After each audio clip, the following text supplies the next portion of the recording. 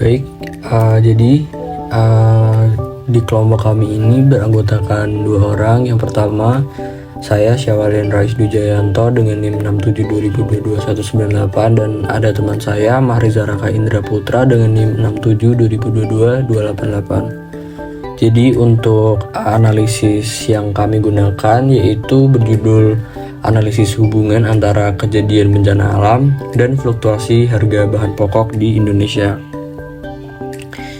Kemudian untuk nomor 1, jadi Indonesia itu menghadapi tantangan besar berupa fluktuasi harga bahan pokok dan risiko bencana alam.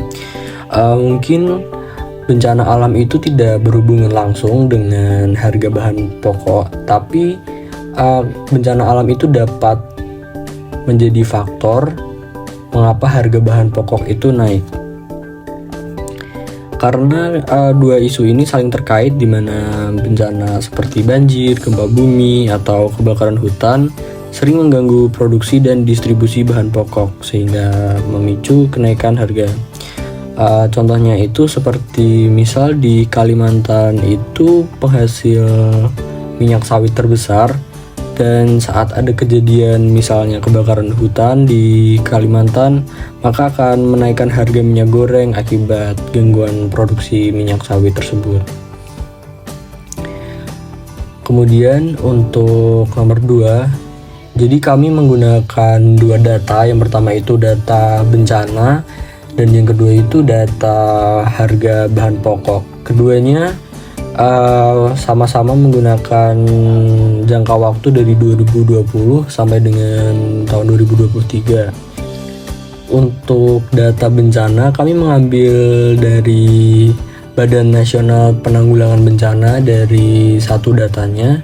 Kemudian untuk harga kebutuhan pokok kami mengambil dari Badan Pusat Statistik atau BPS. Kemudian di sini kita lanjut nomor 3, yaitu analisis data eksploratif pada 2 datasetnya. Dataset 1 itu merupakan data bencana di Indonesia pada tahun 2020 sampai tahun 2023. Ukurannya itu ada 37 baris dikali 3 kolom. Kemudian kolom dengan missing value-nya itu pada tahun 2020, 2021, 2022, dan 2023 itu masing-masing memiliki satu nilai pada satu kolom itu yang hilang. Kemudian untuk dataset kedua itu data harga kebutuhan pokok dari tahun 2020 dan 2023. Ukuran datasetnya itu ada 109 baris dan 4 kolom. Kemudian kolom dengan missing value-nya, hampir semua kolom memiliki value yang hilang dengan jumlah yang bervariasi. Ada yang dari 1 sampai 3 nilai hilang. Kemudian untuk penanganan missing value kita, yang pertama ada metode yang kita pilih. Metode yang kami pilih yaitu kita menggunakan metode imputasi, yaitu dengan nilai rata-rata atau median. Jadi ada untuk kolom numeriknya itu diisi dengan nilai rata-rata atau median tergantung dengan distribusi data, rata-rata untuk distribusi normal dan median untuk distribusi miring. Kemudian kita juga menggunakan penghapusan baris atau kolom.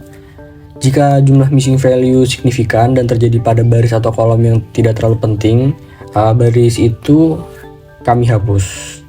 Kemudian untuk imputasi dengan nilai modus. Jadi untuk data kategorik, misalnya value yang diisi nilai sering muncul itu, kita masukkan ke dalam kolom yang kosong tersebut.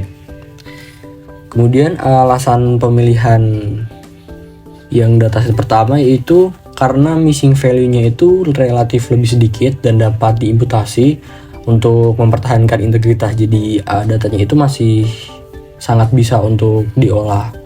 Kemudian yang kedua itu karena missing value-nya itu tersebar luas, jadi masih perlu kita olah terlebih dahulu, evaluasi lebih lanjut untuk menghapus kolom penting, imputasi median, dan penghapusan baris jika datanya itu tidak terlalu penting.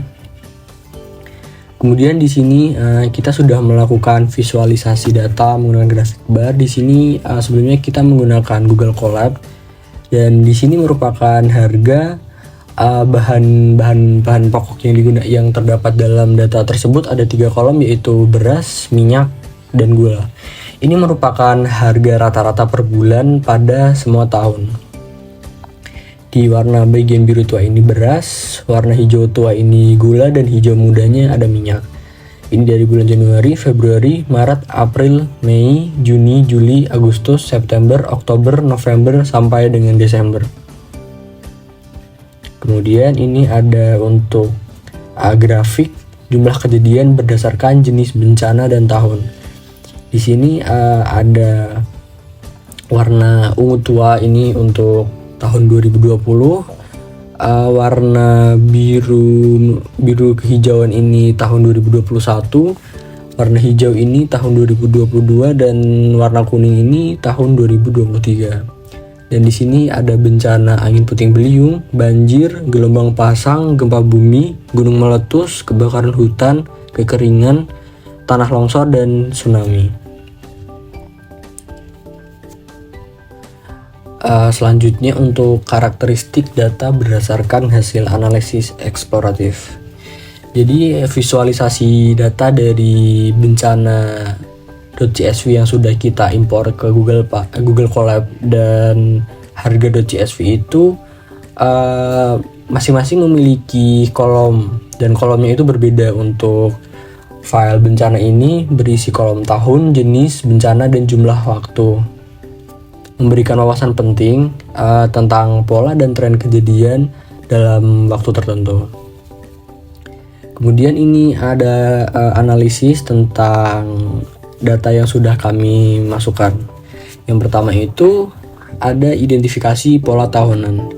Jadi visual tersebut memungkinkan kita untuk melihat jumlah bencana berubah dari tahun ke tahun. Apakah ada tren peningkatan atau penurunan? Karena jika jumlah bencana meningkat, itu bisa menjadi indikasi adanya perubahan lingkungan seperti dampak perubahan iklim, urbanisasi, atau faktor lainnya.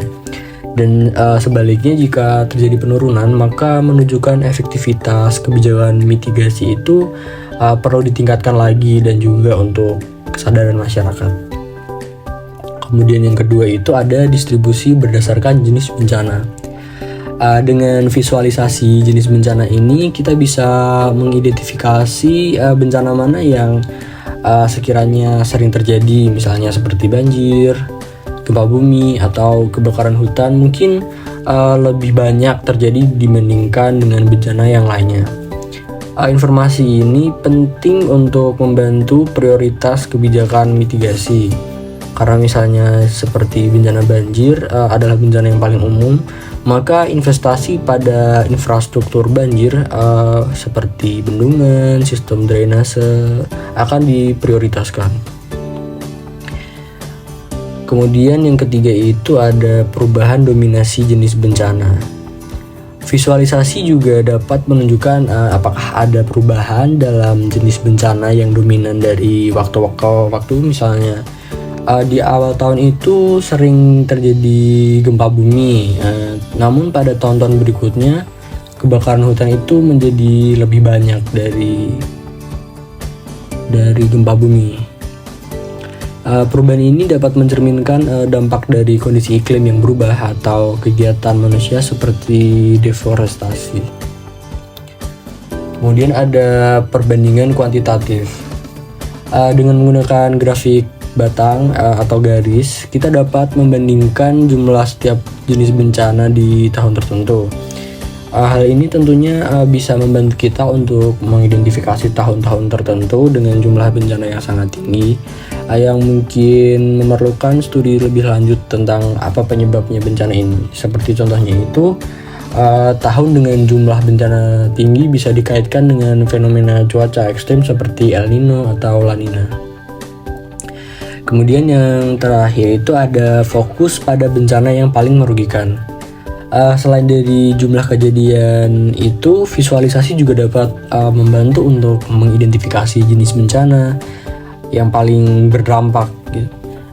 Untuk tambahan tersedia seperti kerugian ekonomi atau korban jiwa, kita dapat memperluas analisis untuk memahami dampak bencana secara komprehensif. Misalnya itu jika terjadi gempa bumi, mungkin lebih jarang dampaknya bisa lebih jauh merusak dibandingkan dengan banjir.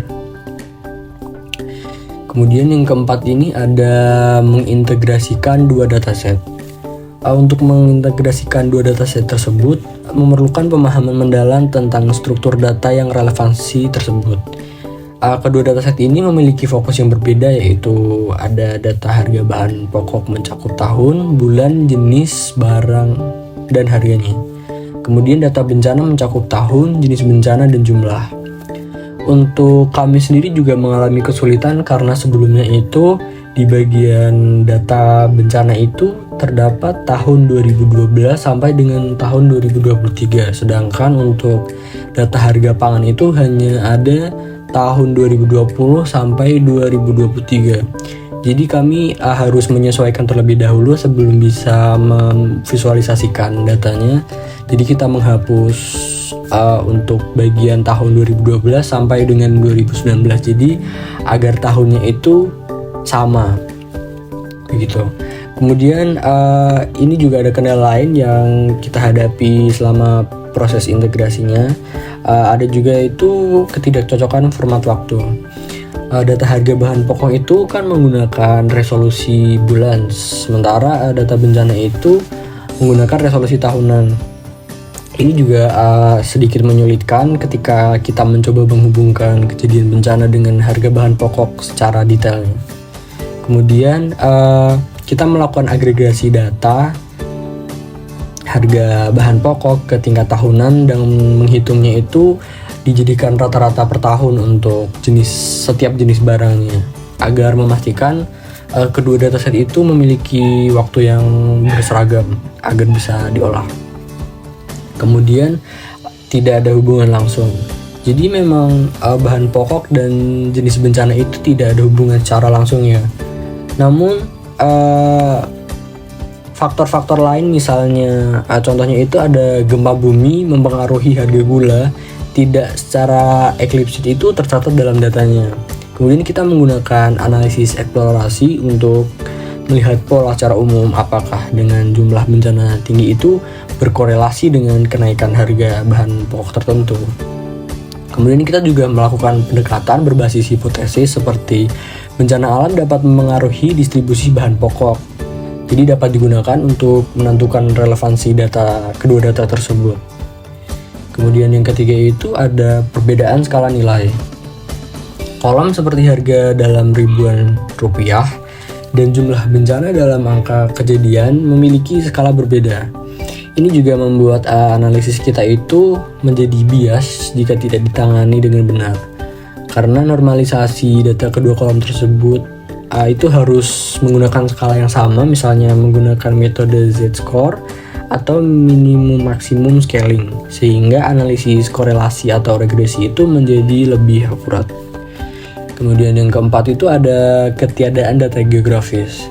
Dataset ini tidak mencakup informasi geografis seperti lokasi kejadian bencana atau daerah distribusi bahan pokok. Kemudian hal ini juga membuat analisis spasial tidak bisa dilakukan karena jika misalnya ada data geografis, maka kita bisa menambahkan data lokasi dari sumber lain atau fokuskan pada analisis hubungan temporalnya. Kemudian yang terakhir itu ada kehilangan data atau missing value. Dalam dua dataset tersebut, saya contohkan pada harga pangan, ada beberapa missing value seperti pada bulan tertentu itu atau jumlah bencana yang tercatat itu kosong, dan itu juga dapat mempengaruhi hasil analisis kita. Dan kita juga menggunakan teknik imputasi seperti menggunakan rata-rata dan median untuk mengisi value yang hilang tersebut. Selanjutnya untuk bagian codingan akan dilanjutkan oleh teman saya. Untuk codingannya pertama, ini untuk mengunggah file CSV dari komputer lokal ke dalam Google Colab. sehingga langsung ke import pustaka yang diperlukan. Ini untuk menganalisis dan manipulasi data dan membuat grafik yang statistik dengan tampilan yang estetis. Kemudian kode yang ketiga untuk membaca file CSV ke dalam data frame. Kemudian yang keempat, melihat data. Ini menampilkan 5 baris pertama sehingga muncul data yang seperti ini.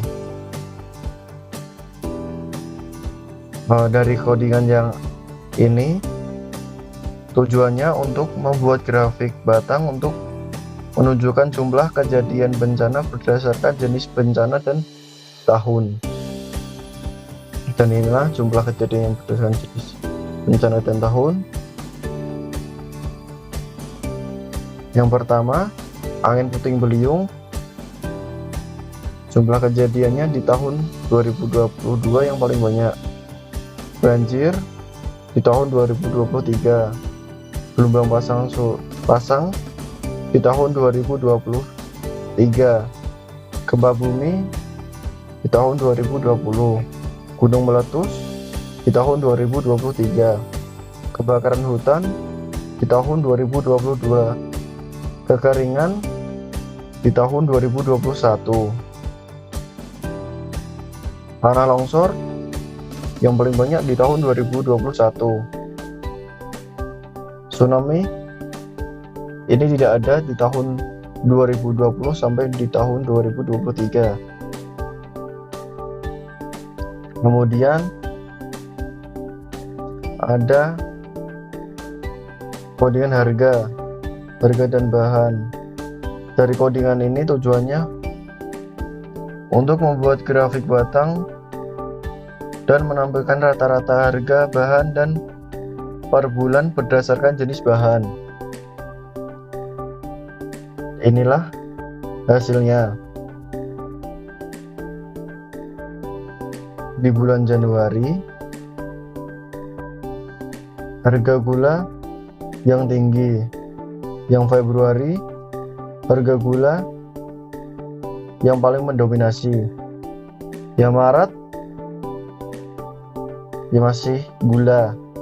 April juga masih gula. Mei juga masih gula.